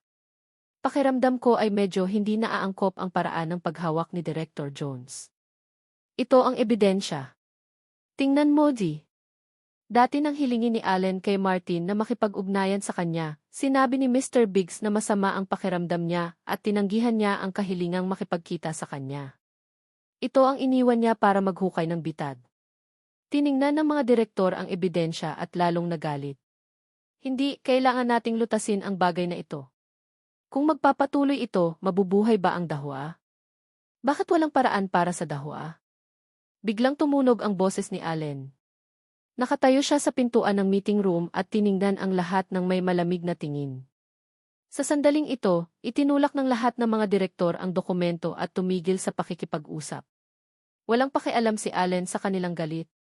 Tiningnan niya si Martin at umupo sa gitna ng upuan ng Chief Executive Officer. Umakyat si Martin at kinuha ang dokumento sa mesa. Nagkatinginan ang mga direktor at nag-iisip kung paano protektahan ang kanilang sariling mga interes. Binaliktad ni Allen ang dokumento at inihagis sa mesa. Anong mali? Sa tingin mo ba may nagawa akong mali? Director Jones, ang mga bagay ay nawala ng kontrol. Gusto lang namin ng paliwanag. Paliwanag? Tanong ng lalaki. Malamig na umiti si Allen. Tumingin siya kay Mr. Biggs. Bilang Chief Executive Officer ng kumpanya, pwede kong ipaliwanag, pero bago iyon, gusto ko munang makita ang anak ni Mr. Biggs at tanungin kung bakit ayaw niyang i-produce ang pelikulang ito. Pagkasabi niya noon, biglang nagbago yung ekspresyon ni Mr. Biggs. Anong ibig sabihin niyan? May kaugnayan ba ito sa anak ni Mr. Biggs? Ano ang kinalaman ng isang babae na hindi kwalipikadong dumalo sa pulong ng lupon sa bagay na ito? Ang mga miyembro ng board ay ganap na nalito. Pagpapatuloy ni Allen, ang ibig kong sabihin ay hindi na-provoke ng mga fans ni Arya si Skylar at hindi siya binugbog. Sa halip, may isa pang nag-udyok kay Skylar na huminto sa pag-arte at nag-udyok sa mga tagahanga ng mga artista na pagalitan siya. Siya pa ang nag-udyok sa mga tagahanga ni Skylar na dalhin sina Arya at Dahwa sa korte. Anak iyon ni Mr. Biggs, si Sandra Biggs. Ito rin ang dahilan kung bakit nailabas ni Mr. Biggs ang mga krimen na inihanda niya kanina at pinagbintangan ako rito. Agad na bumangon si Mr. Biggs at hinampas ang mesa. Director Jones, hindi ko inaasahan na magiging ganito ka pala. Para protektahan ang babaeng gusto mo, siniraan mo ang anak ko ng ganito. CJ, pagkatapos sabihin sa akin, paano mo inihanda ang gayong masusing ebidensya sa loob lamang ng 2 araw? Inihagis ni Allen ang dokumento sa harap ni Mr. Biggs. Kung hindi, pwede mo akong bigyan ng paliwanag. Bilang isang kumikilos na kumpanya, ano ang masama sa pakikipaglaban para sa pinakamahusay na mapagkukunan para sa mga artista? Tama bang magbigay ng pinakamasamang pagpipilian para sa isang artista na ihinto ang mga presyo ng stock at hindi ka bigyan ng mga dibidendo sa pagtatapos ng taon? Umupo ng tuwid ang mga direktor. Tama si Allen. Sa katunayan, sa bilog na ito, maraming manager at brokerage agency ang puno ng iba't ibang uri ng tao upang makuha ang kanilang mga mapagkukunan ng artist. Ang lahat ay nagbigay ng higit na pansin sa mga resulta. Sa mga taong ito, ang estilo ni Allen ay kumuha ng impormasyon at kumuha ng mga mapagkukunan ng hindi nakakasakit ng iba. Ang kanyang mga pamamaraan ay sapat na malinis. Kung ginamit ni Mr. Biggs ang mga bagay na ito para tanungin siya, medyo mababalisa siya. Maaaring hindi masyadong malinis ang kanilang paraan ng pagkuha ng impormasyong ito. At malinaw na nahayag ang tunay na intensyon sa likod niya. Nagsasabi lang ako ng opinyon ko, hindi mo pwedeng siraan ang anak ko. Sumandal si Allen sa kanyang upuan at walang pakialam na sinabi, sige. Dahil narito ang lahat para sa pagpapaunlad ng kumpanya, kung gayon ang usapin ay madaling malutas. Ibibigay ko kaagad ang utos na itigil ang pag-unlad ng sitwasyon at baguhin ang direksyon ng opinyon ng publiko. Naniniwala ako na ang lahat ay umaasa sa isang resulta. Inilagay nila ang kanilang pag-asa sa kinabukasan ng Dahua. Hindi nila ilalabas ang balita sa oras na ito at i-drag ang kumpanya pabalik. Martin. Agad na kinuha ni Martin ang inihandang solusyon at ipinadala sa mga direktor. Matapos makita ang solusyon, nadama ng mga direktor na ito ay makatwiran at tama. Masyadong lumuwag ang kanilang mga ekspresyon. Gayunpaman, nang makuha ni Mr. Biggs ang solusyon, mabilis ang tibok ng kanyang puso. Sinabi ni Allen ang lahat. Ang taong naglabas ng sikreto ay ang nunal. Kapag sinabi niya sa kanyang anak na babae, ang kanilang pagsasabwatan ay mabubunyag. Ngunit kung hindi niya ito sinabi, kung gayon ang larong ito ng chess ay magiging walang kabuluhan. Mr. Hindi masyadong maganda ang itsura ni Biggs. Mayroon ka bang anumang pagtutol sa planong ito? Hindi. Galit na binaligtad ni Mr. Biggs ang panukala at hindi na nagtaas ng ulo. Dahil lahat ay sumasang-ayon, pagkatapos ay magpapadala ako kaagad ng isang tao upang malutas ito, kaya kailangan ng lahat na mag-supervise sa bawat isa. Kapag may nag-leak ng nilalaman ng panukalang ito, huwag mo akong sisihin sa pagiging walang awa. Mahigpit na binalaan ni Allen ang lahat. Pagkatapos noon ay lumabas na siya ng meeting room na may makahulugang ngiti. Ang kanyang ekspresyon ay talagang nabigla sa lahat ng mga direktor.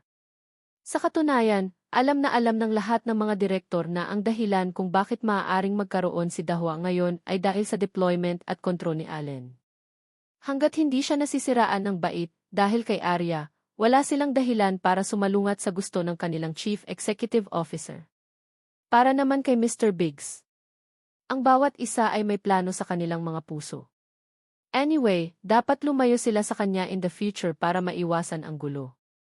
Lumabas si Mr. Biggs sa meeting room na may pangit na ekspresyon. Nang makita niyang mabilis siyang tinalikuran ng iba, nakaramdam siya ng matinding panlulumo. Sa pagkakataong ito, ang hayagang pagtatanong ni Allen ay katumbas ng pagiging target ng Board of Directors. Higit pa rito, wala siyang magagawa kung hindi. Ang unang taong pinalaya sa kumpanya ay siya. President, mukhang si Mr. Biggs at ang kanyang anak na babae talaga ang mastermind behind the scenes. Talagang pinalalaki nila ang kanilang sarili at gustong gamitin ang impormasyon para tanungin ka. Bantayan mo siya at maghanap ng ebidensya. Para sa iba, kumilos ayon sa plano, mahinahong sabi ni Allen. Dahil ang lahat ay tungkol sa mga tagahanga at hustisya, hayaan ang lahat na makita kung sino ang nasa Waker side. Noong gabing iyon, ang istasyon ng balita sa entertainment ng Golden Times ay nag-broadcast ng isang piraso ng balita. Kamakailan, nagkaroon ng bagong pag-unlad tungkol sa babaeng lead ng taunang produksyon ng memory fragment na pelikula na itinaguyod ng Dahua. Ayon sa ulat na ipinadala ng aking reporter on the spot, isang hindi kilalang tao ang pumasok sa lounge ng artista ng Dahua na si Arya Morrison. Pinakialaman ang kanyang sasakyan sa parking lot dahilan para masira ang preno.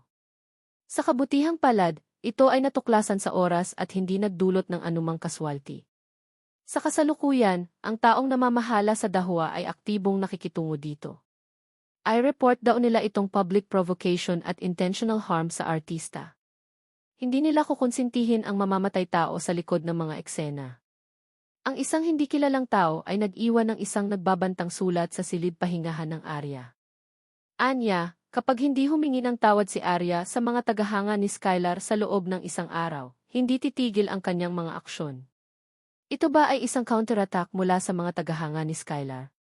Kung ikukumpara sa mga tagahanga ni Arya na tumutuon sa kapakanan ng publiko at kawanggawa, ang mga aksyon ng mga tagahanga ni Skylar ay nagdulot na ng pananakot at kahit na sinasadyang pinsala. Tumawag na ang mga Dahua ng pulis para ayusin ang usaping ito, ngunit talagang napakasamang bagay ang ginawa ng mga tagahanga ni Skylar. Sa isang iglap, nagbago ang sitwasyon. Maraming mga media outlet ang tumayo upang iulat ang pinakabagong mga pag-unlad ng bagay na ito. Hihingi ka ba ng tawad o magrereklamo? Sinabi ni Dahua na aayusin nila ang bagay na ito hanggang sa wakas. Lalong lumaki ang fan fight incident. Talagang ginawa iyon ng mga tagahanga ni Skylar. Kasabay ng napakalaking balita, ang mga taong nagpatunay sa mga salita ni Skylar ay biglang nawala ng walang bakas. Yung mga taong minsang humawak ng keyboard at pinagalitan si Arya sa internet at yung mga sinasabing fans ni Arya na wala din. Sino ang may gawa nito? Napakasuklam. Kung si Arya o sinuman ang nagmaneho ng kotse na iyon, ang mga kahihinatnan ay hindi maiisip. Akala ko, lumalampas na ang fans ni Arya. Hindi ko inaasahan. Nagsimulang magmuni-muni ang mga netizens sa kanilang mapusok na komento. Bago na pagdesisyonan ang usapin, ang mga ignorante nilang komento ang nagtulak kina Arya at Dahua sa gilid ng bangin. Sa kabilang banda, ang mga tagahanga ni Arya ay gumawa lamang ng ebidensya mula sa insidente hanggang ngayon. Wala silang ginawang anumang bagay para saktan ang sinuman. Para silang idolo nila. Hindi sila nakipagtalo sa iba. Ginamit nila ang pinakamababang paraan upang patunayan ang kanilang kawalang kasalanan.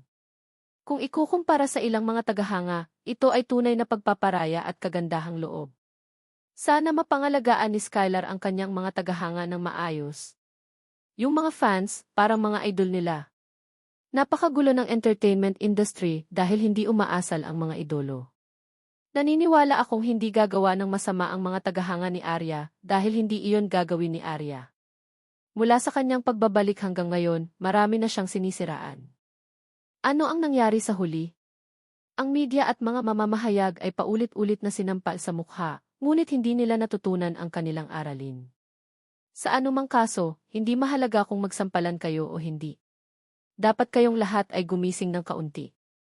2 aso mangyaring umalis. Nang hindi kumilos ang Dahua, nahulaan ng maraming tao na maaaring sumuko si Allen sa pagprotekta kay Arya dahil sa pressure mula sa kumpanya. Ang ilang media ay sumulat pa na si Arya ay lalapit upang humingi ng tawad, ngunit hindi binili ni Skylar ang paghingi ng tawad. Sa huli, ang pag-unlad ng usapin ay sumampal sa mukha ng lahat. Hindi humingi ng tawad si Arya. Dahil ang Dahua ay maisapat na lakas ng trumpo. Dahil si Skylar ay naglaro muna ng mga trick at scheme, ano ang karapatan ni Arya na tanggapin ito?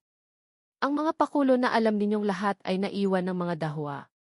Ang mga tagahanga sa panig na ito ay pumalo lamang ng mga tao, ngunit ang mga tagahanga sa panig na iyon ay pumatay ng mga tao. Si Cassandra ang orihinal na nagplano ng lahat. Hinintay lamang niya na si Arya ay punahin ng media at saka hiniram ang kapangyarihan ng board of directors ng Dahua para hilahin si Allen pababa. Ngunit nakalkula niya ang lahat at napabayaan ang pinakamahalagang punto. Iyon ay, si Allen ay nakakalakad hanggang ngayon at nakaupo ng matatag sa posisyon ng Chief Executive Officer, tiyak na hindi ito swerte.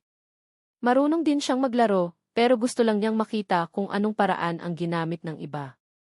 Dahil may gustong guluhin siya o atakihin man lang si Arya, syempre hindi siya upo at hihintayin ang kamatayan. Napagkasunduan nila na ibibigay nila hanggat gusto nila. Pinili pa rin ng ama ni Cassandra na manahimik sa huli. Kung ikukumpara sa pagkatalo kay Allen, mas mahalaga na mapanatili ang kanilang kasalukuyang katayuan. Hindi siya naniniwala na itataboy siya ni Allen dahil sa isang babae. Sa halip na mawala ang lahat ng pinaghirapan niyang makuha matapos niyang labanan si Allen, mas mabuting protektahan muna ang shares ni Dahua. Mas mabuti na ito kaysa masipa sa board of directors at mauwi sa wala. Gayunpaman, nagkamali siya. Ito ay tiyak na dahil ang bagay na ito ay nag-aalala kay Arya na si Allen ay partikular na makatuwiran.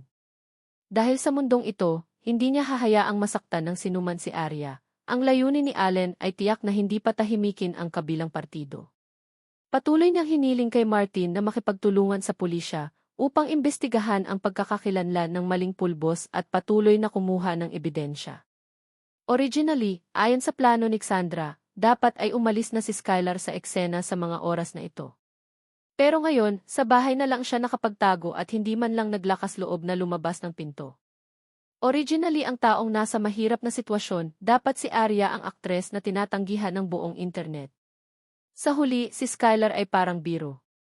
Para sa kapakanan ng mga peking tagahanga, tumanggi siyang kumilos at nasaktan pa ang mga Dahua. Ngayon, kahit na ang kanyang brokerage agency ay hindi makabuo ng anumang countermeasures. Ang kumpanya ay malamang na sumuko sa kanya. Ang ginawa niya ay katumbas ng pagputol sa sarili niyang landas ng pagiging bituin. Ikaw ang dahilan kung bakit ako naging ganito. Sigaw ni Skylar sa telepono, gusto kong burahin mo agad lahat ng ebidensyang nasa kamay mo. Wala na akong silbi sa iyo. Sinabi ko na rin na hindi ganoon kadaling pakitunguhan si Allen. Siya ay ipinanganak na emperador. Walang makakataka sa kanyang kontrol. Inaamin ko ang pagkatalo. Hindi dapat ako umasa sa'yo. Kung hindi para protektahan si Arya, napigilan ni Allen ang lahat sa isang pangungusap lang. Nakita na niya ang lahat at nag-i-enjoy lang siya sa paglalaro sa iyo. Tumahimik ka. Sigaw din ni Cassandra, "You are still useful to me." Gusto ko ang script ng memory fragment.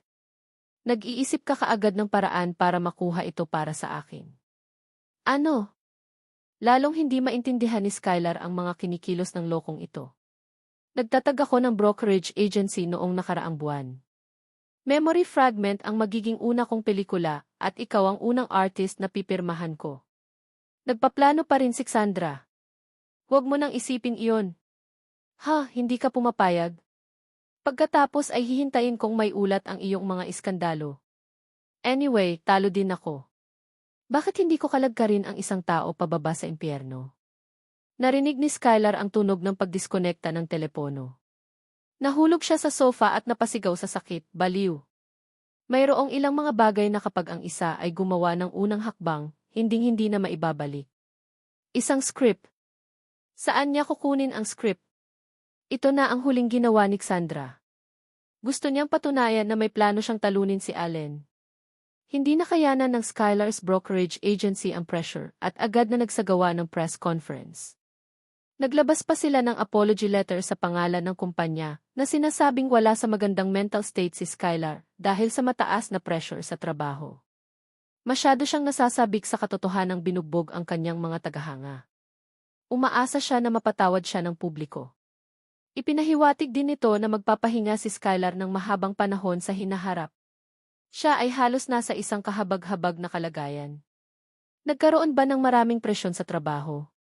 Ang lahat ay nasa ilalim ng matinding presyon. Pakiramdam ni Martin ay wala na silang pagkakataong magsabi pa.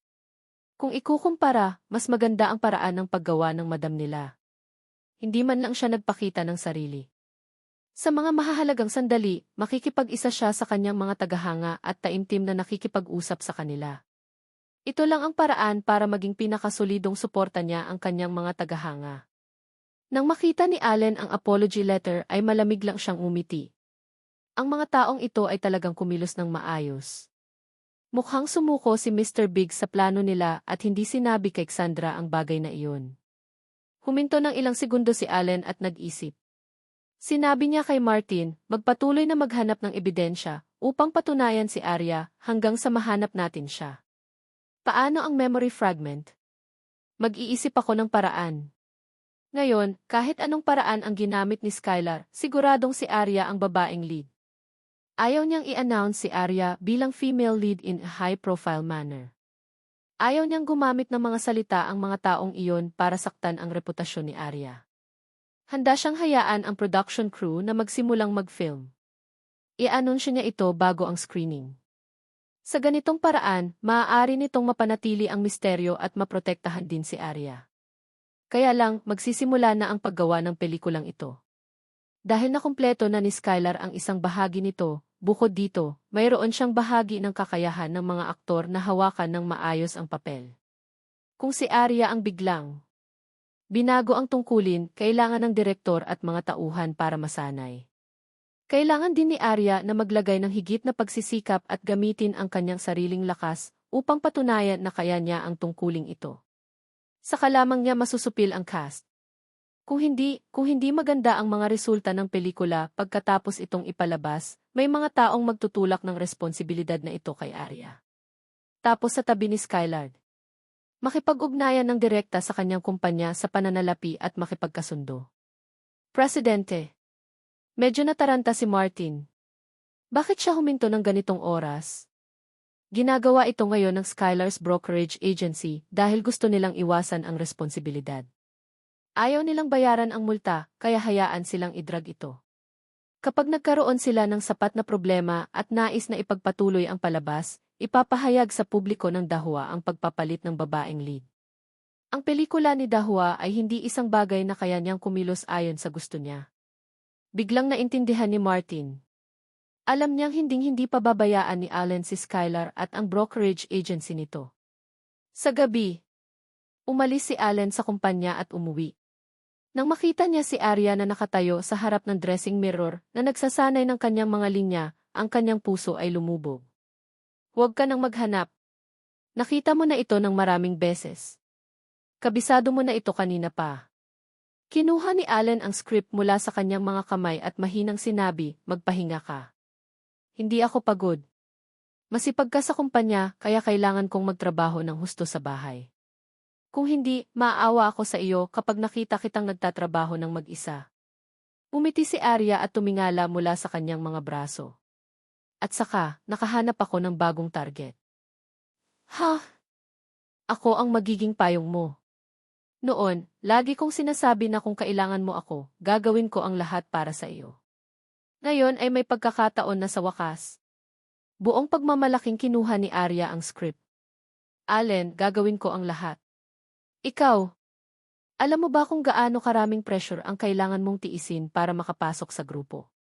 Kalimutan ang mga resulta sa takilya, kahit na mag-shoot ka ng 10 eksena sa isang araw, kailangan mo pa ring magtrabaho ng tuloy-tuloy sa loob ng 1 buwan.